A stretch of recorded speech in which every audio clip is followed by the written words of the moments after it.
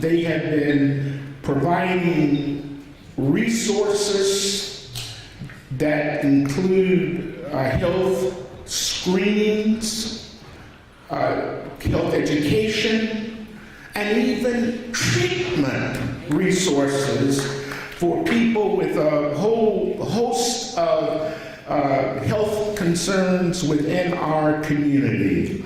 And so I gotta thank this wonderful ministry, because they do great work, and then when I go out into the community, I'm the one that gets the pat on the back. So thank you for your efforts. And then lastly, I want to thank everyone who has come out today. Because guess what? You volunteered. Your presence demonstrates that you have volunteered to be on the front lines of this initiative as we fight this new cancer that has come to town. And sisters and brothers, as a person of faith, I believe that it won't be long until we lift up praise with the medical research community, because effective treatments and even a cure are on the horizon. Nothing's too hard for God. So let's share the word. Let's spread the good news that there is an initiative that is taking place to take on this dreaded new visitor to our town and to our community across this nation. God will make a way somehow. Can you turn to your neighbor and say, God will make a way somehow.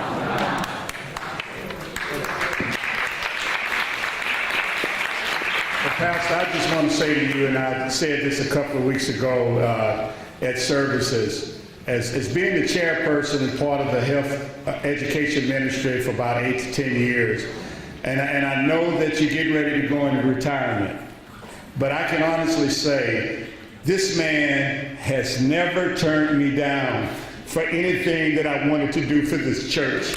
Every time I called him and said I wanted to go to the program, he just said, Deacon Goodman, I'm going to support you. Thank you, and I love you.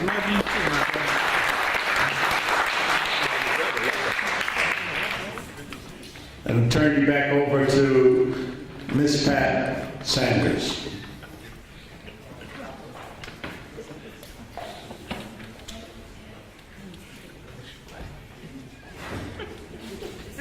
Okay, we have one of the world's best photographers here. He's catching all these moments, but we wanted to move forward. We're going to get some pictures.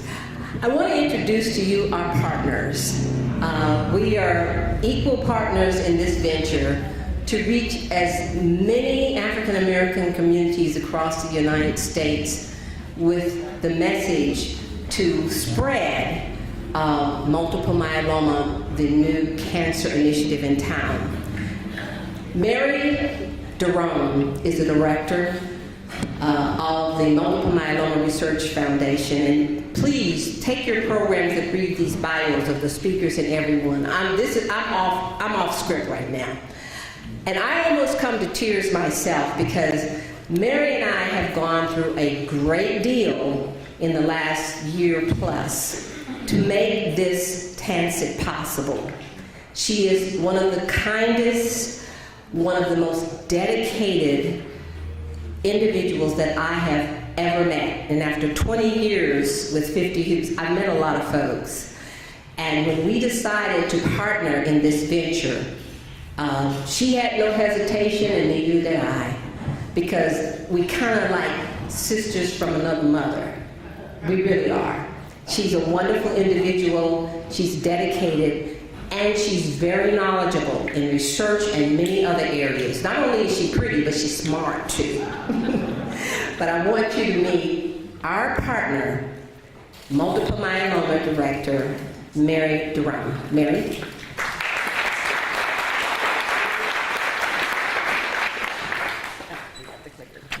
Good afternoon, everybody.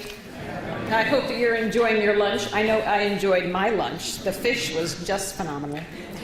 So I'm happy to be here today from Connecticut to talk to you about multiple myeloma. I'll try to be relatively brief, talking about a disease that's actually very close to my heart and close to Pat's as well.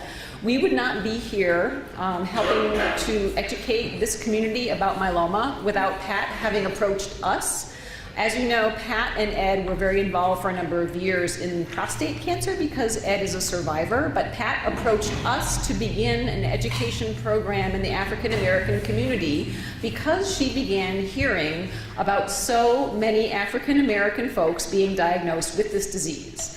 And we do know that incidence of myeloma is higher in this ethnicity than in any other ethnicity. So we are here today to bring awareness to myeloma, and I wouldn't be here without Pat and Ed and their efforts as well. So I applaud them. So I'm going to talk just a little bit about the MMRF and myeloma in general. So myeloma is a disease where we've actually made a lot of progress in the past few years. We've had a number of drugs approved, and we've approved survival and lifespan for patients, but there is still obviously quite a long time to go. We have a ways to go. So in the Multiple Myeloma Research Foundation, our focus is research into this disease. And what we like to look at is just lots of data that we collect from patients. So I'm not going to go into what we collect from patients in great deal, but suffice to say, the more we learn about myeloma, the faster we're going to be able to find a cure. We are getting closer and closer to a cure every day with the amount of information that we are gathering from patients everywhere. Patients like you, patients like people that you know, who offer us their data in the form of what's happening to them when they go visit their doctor, and in the form of allowing genomic sequencing to be done on their disease so we can learn more and more. The more we learn, the faster we can come to a cure, and that will happen one day. So we have a very large clinical trial ongoing where we're studying over 1,000 patients. This is a very large study where we're collecting a lot of genomic data and a lot of clinical data on patients. All of the data that we collect at the MMRF is made available to researchers all over the world. We don't collect data and hide it. We collect data and we give it to everyone so that they can use that data to help find a cure for this disease. So we've learned a few things. We've learned some things about therapeutic interventions that are very useful for patients in myeloma, and I know Dr. Green and Dr. Shaw, who's going to talk to us later about the number of medications that can be taken when you have myeloma, and about having stem cell transplants, which are really important in myeloma. It's a great thing for myeloma patients to do to really increase the odds of their survival and their outcomes with this disease. This disease does not have a cure, but patients can live for a very long time with myeloma because of some of the newer therapeutics that have been discovered very recently. So it's really great news for patients.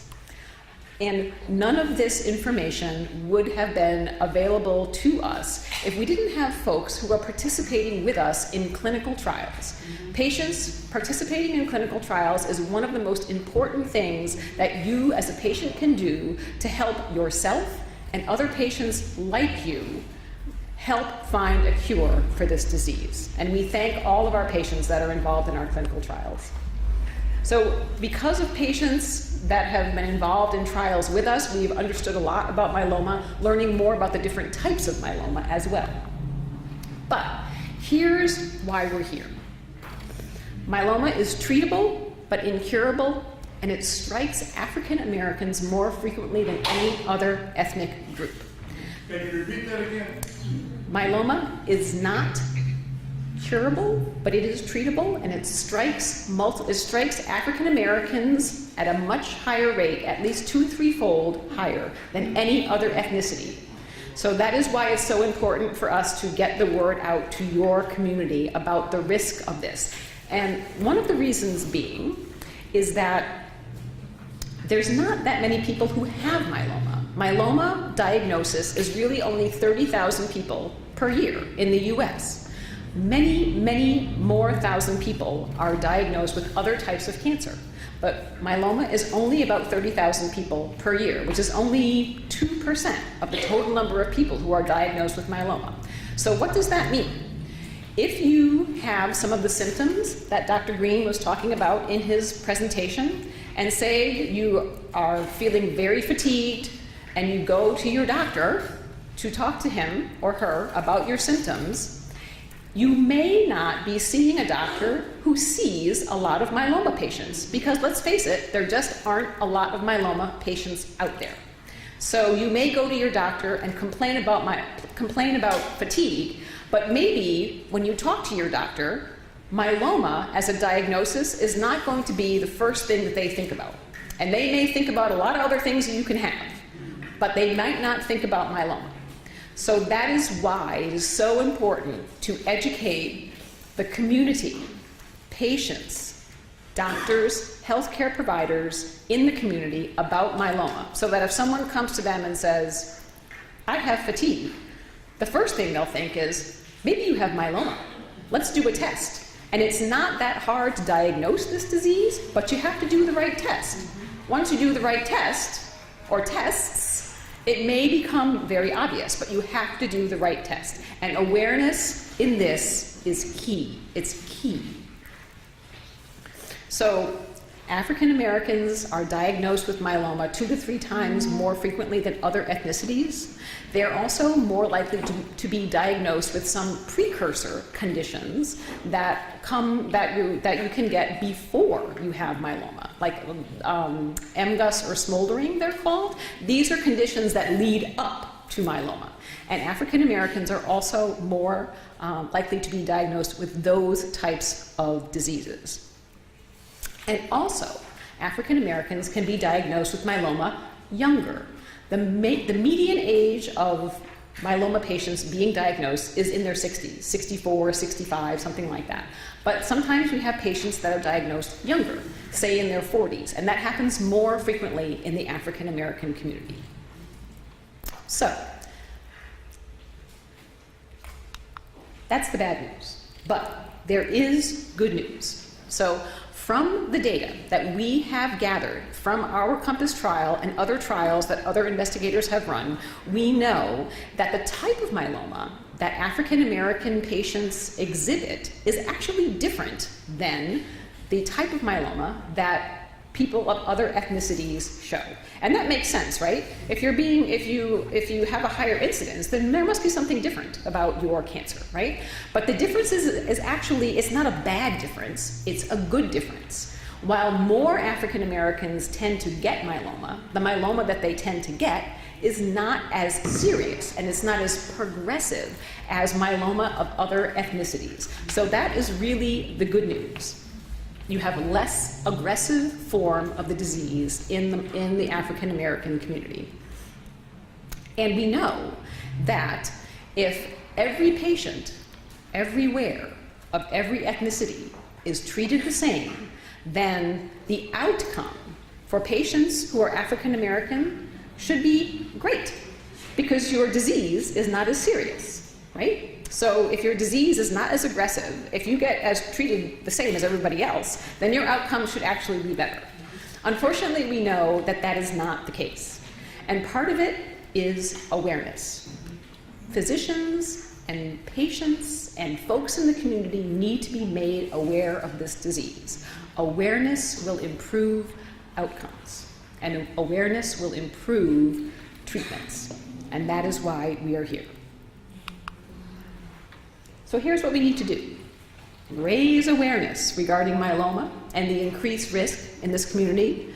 We need to educate everyone in the community about this disease, especially signs and symptoms, so that doctors know about it and folks who think they might have something wrong with them know about it, so that when they go to their doctor, they can ask them, do you think I might have myeloma? Can we have a test? That's important. And we need to educate folks in the community about what treatments are out there which treatments work the best, right? Because it's always good to be able to help your doctor find out what's wrong with you and talk to your doctor about what the next steps are.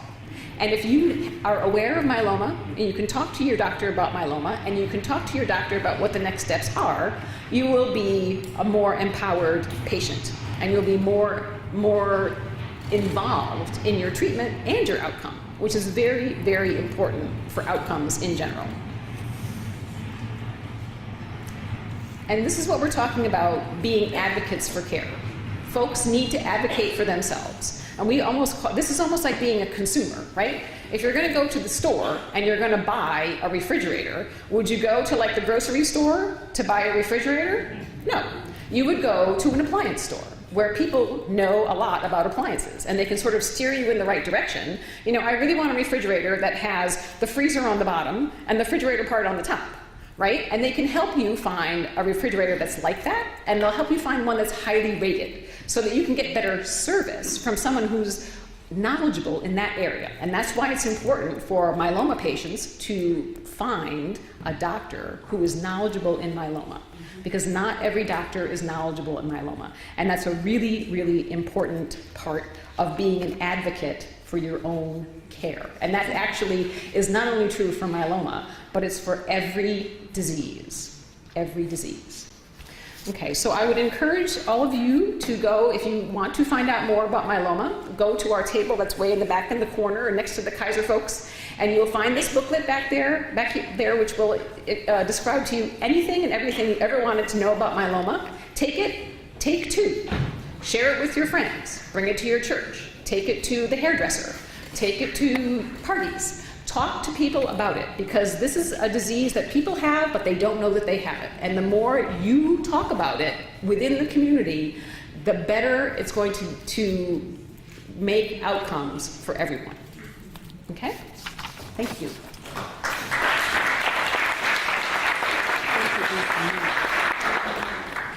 Oh, I see one question back here. Yeah. A lot of times when you go to the doctor and you tell them that you're fatigued for a week, and I don't know if other women, they'll usually say, well, let me check your thyroid level. So if they check your thyroid level and your thyroid level is okay, at what point do you ask them what tests do they perform in order to see if you might possibly have myeloma? Right, so the test that one of the tests that can really helpful, and I'm going to bring up my friend Nina Shaw in just a second, because you know she's a doctor and I'm not a doctor, and I don't play one on TV either. So yeah, I know a little bit about that stuff. So so I would say that the test, the most telling test about myeloma is just a simple blood test. So the doctor can for the most part, you know, diagnose you, most patients, just by taking blood and looking at the protein levels in there. So you might mention that to your doctor, and the test is for the M protein. So, but Nina can tell you more about that. And I'm gonna have Nina come up here right now because she is the doctor. I'd like to introduce to you Dr. Nina Shaw. She's a doctor at UCSF, and she has taken some time out of her extremely busy schedule today to come in and talk to us a little bit about myeloma. Nina does a lot of work with the MMRF. She's our good buddy and friend, and Nina has more energy in her little pinky than I have in my entire body. So, Nina.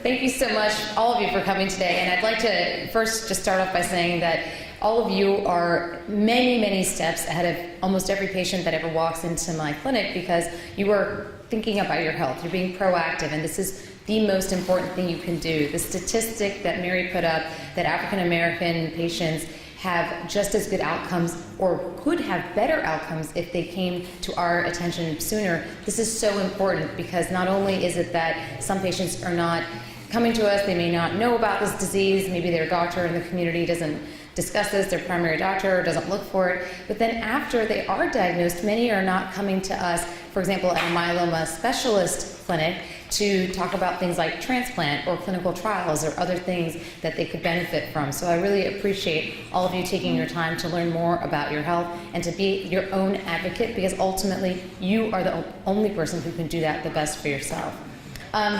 Also wanted to say thanks. One of my patients is here, Mr. Rosengard, and he is he actually participated in one of our